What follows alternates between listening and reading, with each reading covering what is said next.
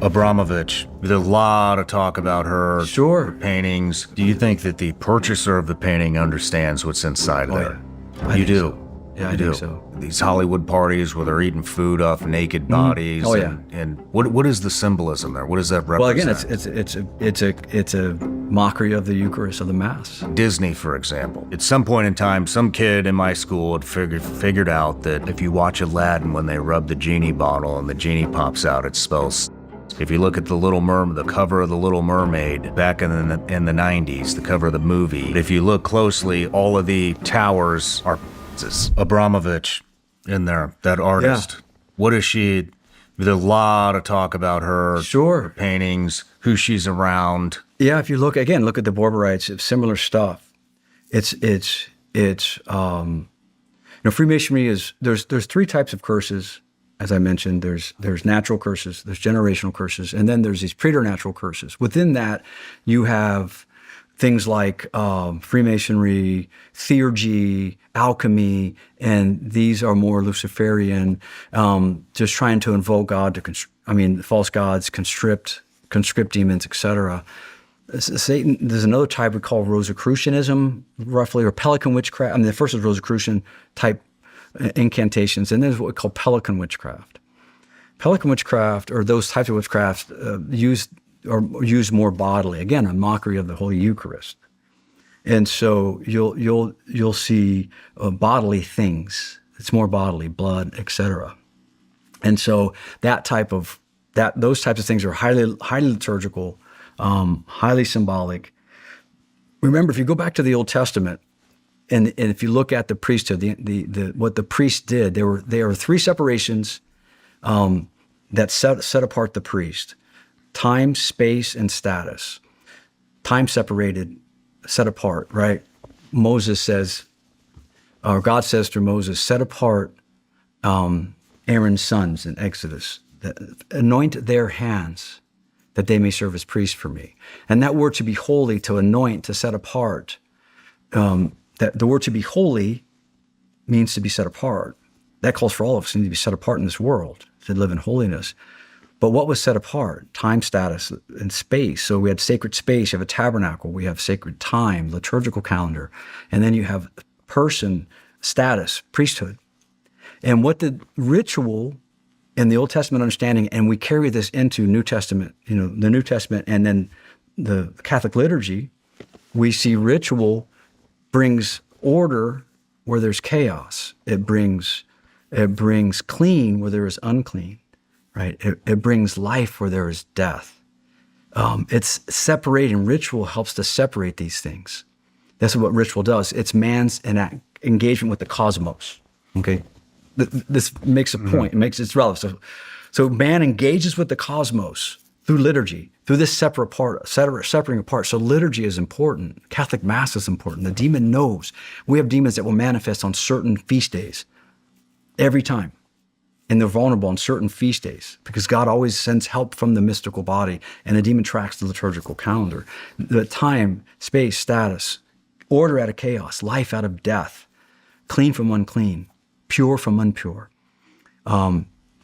So holiness where there is unholiness. These separations are through liturgy. But the demon works in the opposite, constantly bringing death. So you talk about the modern day Moloch, right? Baphomet. And what's his tattoo on his arm?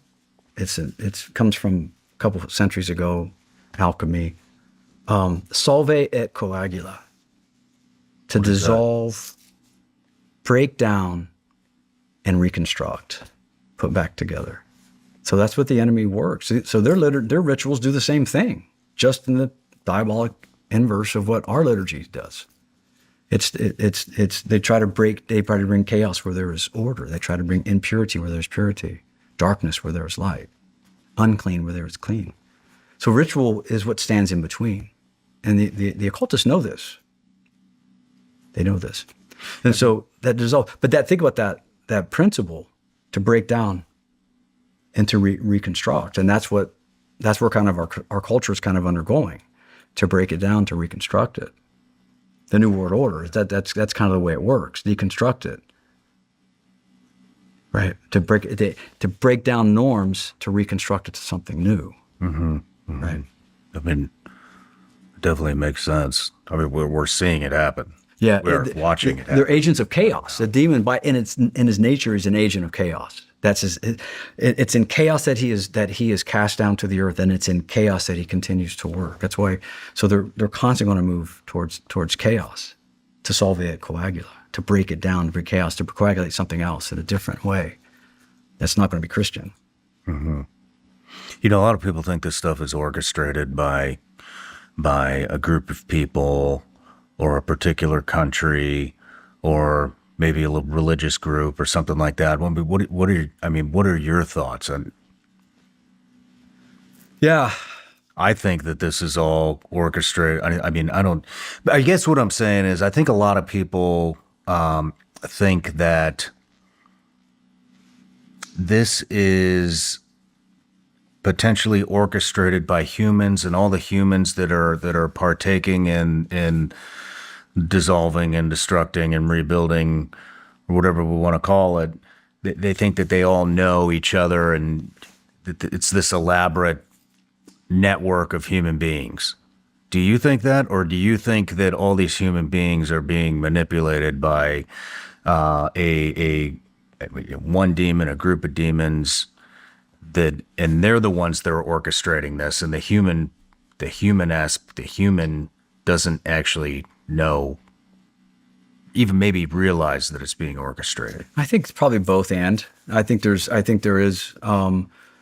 certain people working towards real destruction. They know exactly what they're doing. Mm-hmm. They know exactly what they're doing. And there's others that are just willing participants.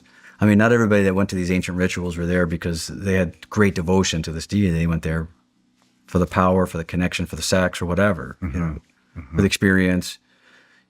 So who knows? I guess what I'm saying is that, yes, I do. I have no idea, but I think it's obvious that there are humans that know exactly what they're doing. I guess what I'm saying is there any one human who's orchestrating this, who has the big picture? Does that make sense? That has the big picture, that's moving the pieces on the chessboard. You do this, you do that, you do this. No, I don't think there's that all guy. I know that they know, like, hey, we're worshiping Lucifer. We are. I think there's those that do that willfully, and they're happily doing. They've been doing it for probably generations. But they don't understand the magnitude and how it's all orchestrated in coming together. I don't personally think there's one person. There's not a guy in a talk somewhere. Yeah. No, I don't think there's a guy in a talk anywhere. That's going.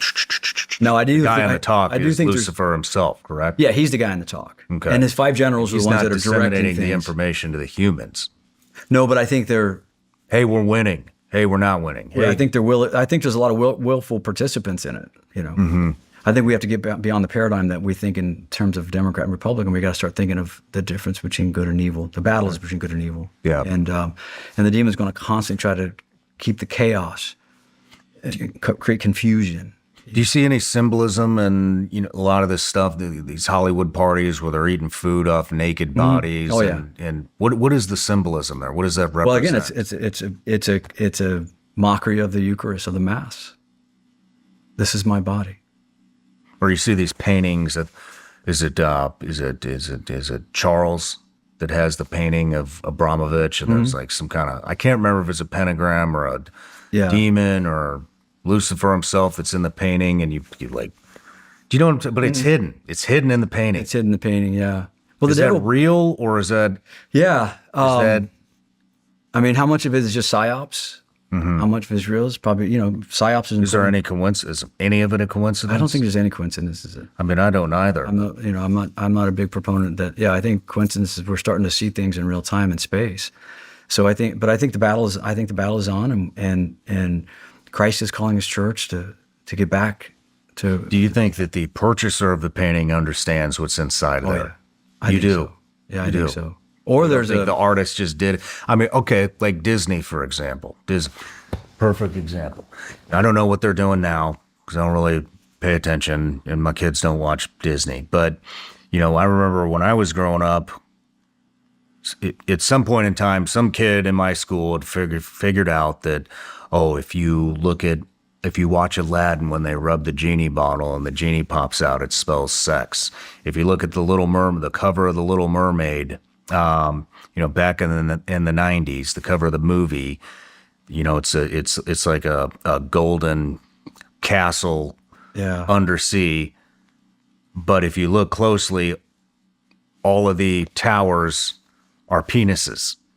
You've seen this? No. You've seen this stuff? I remember some There's of a that. ton of this shit. Yeah. I can't remember all of it, but I verified all of it when I was in middle school or however old I was. I was like, holy shit, this is all, this is real. Yeah. It's not and so, you see this symbolism everywhere.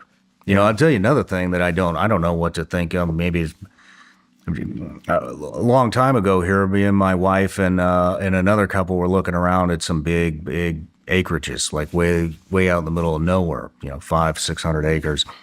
We go to this compound, and it was all these houses, small like cabins. It was like a big hunt property, and so we go down there and we're looking at all these people, like not all these people, like 2 cars fleet, and we get there. There's it's like these hippies, they're like, well, oh, what do you guys do? Do you own this place? We went there with the realtor, and they're like, oh no, we just work here. We we're fermenting food and all this other shit. And we go in the cabin. There's like no canned nothing. Yeah. Like, this is weird. So we go down. We look at another cabin, and walk in. There's a golf simulator. There's an upstairs. We go upstairs. There's this little room. I look on the wall, and there's a pentagram. Huh. And right under the pentagram, there's a mattress. And on every point on the pentagram, there was these like magazine cutouts of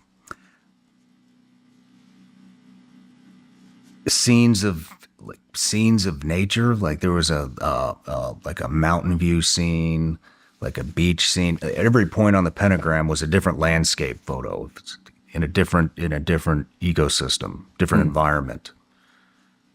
And then there were chairs all around the bed. Yeah. What is that? Have you seen that before? Well, no, I haven't seen it. We but see it, and I'm like, okay. not going to buy this. I was house. with another SEAL and his wife, so it's like, all right, well. Yeah. But I've seen other similar things and properties, and this is where rituals are taking place, and they're trying to open a portal there. This is like way, way out in the boonies. Yeah.